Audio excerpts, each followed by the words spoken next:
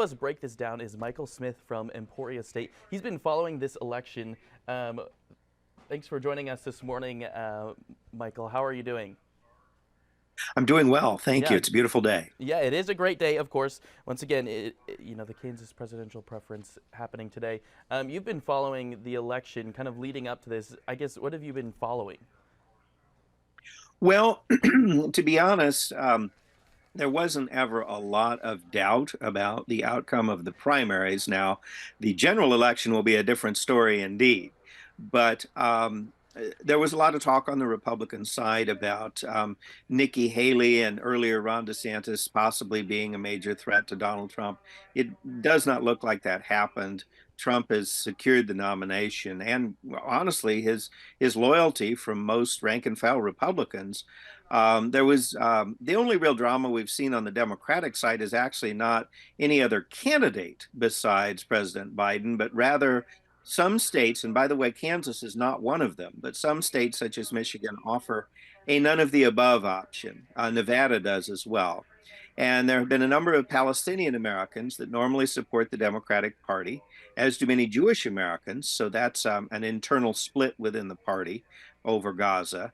And a number of Palestinian Americans and their supporters have cast none of the above votes as a protest over the U.S.'s support of Israel in the war in Gaza.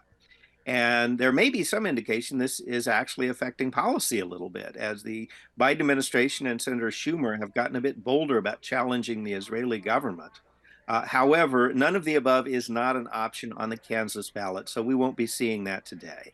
So, because it's not an option on the ballot, do you think that they're almost losing out on that portion of the vote potentially, even though, I mean, there's likely not to be much of a turnout?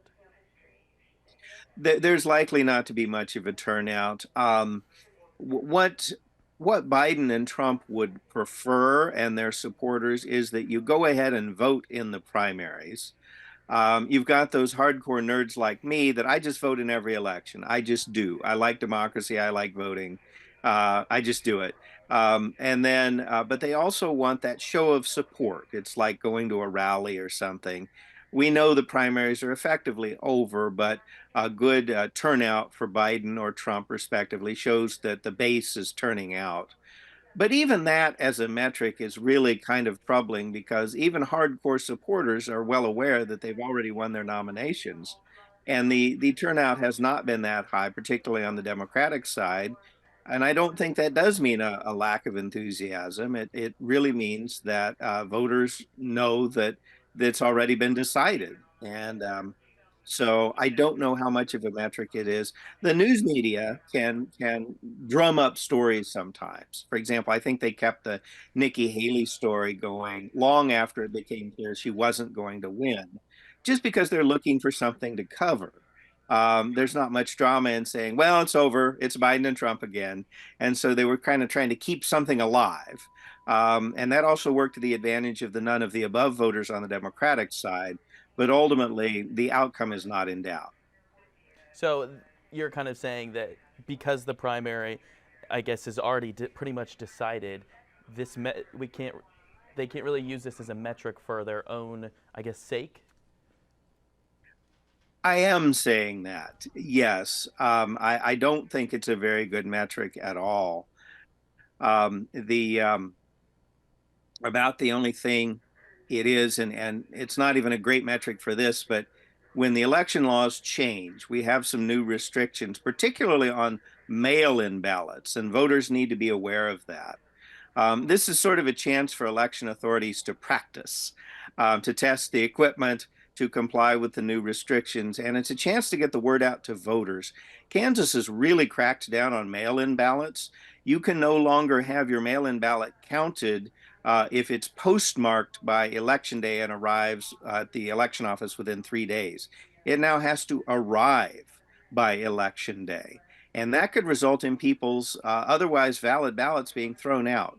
So the one good thing about this is it's sort of a test run, at least for a few voters, so they can learn the new election laws. Because whenever they change election laws, particularly to make them more restrictive, there's always this risk that someone will not have heard about the change in the laws. And through no fault of their own, other than not being aware of a technicality, they might not get to have their ballot count. Yeah, I think it's interesting that you mentioned this as a test run because, I mean, from the fiscal note from to create this last legislative session, it's I guess, a $5 million test run for this fall.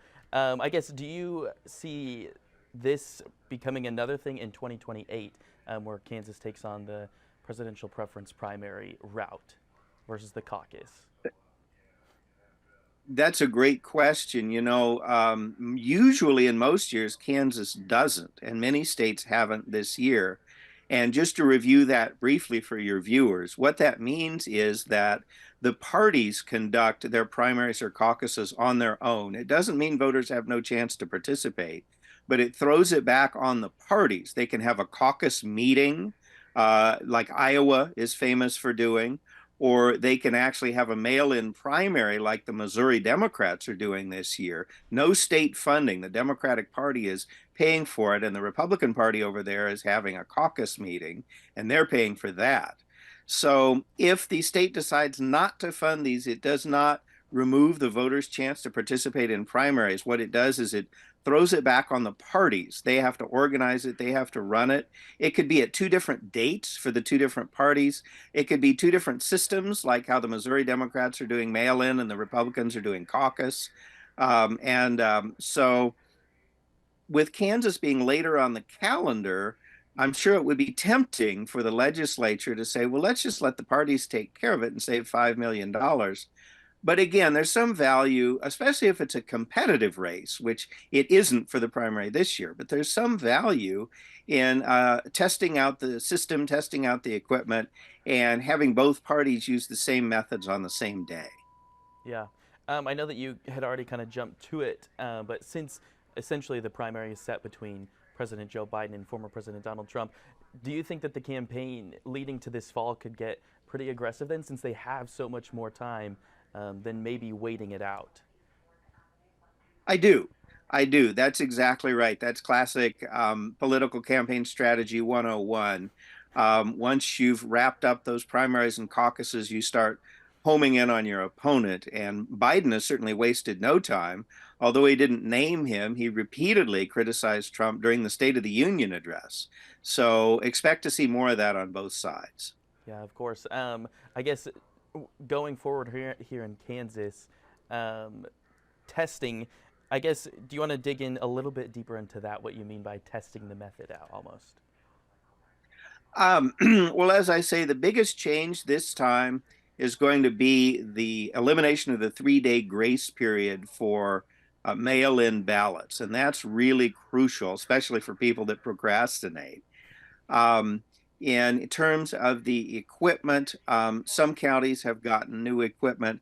There's a push, which I personally support, toward a paper trail. It's possible to have touchscreen machines that still print a ballot that's cast in a different machine and leaves a paper trail.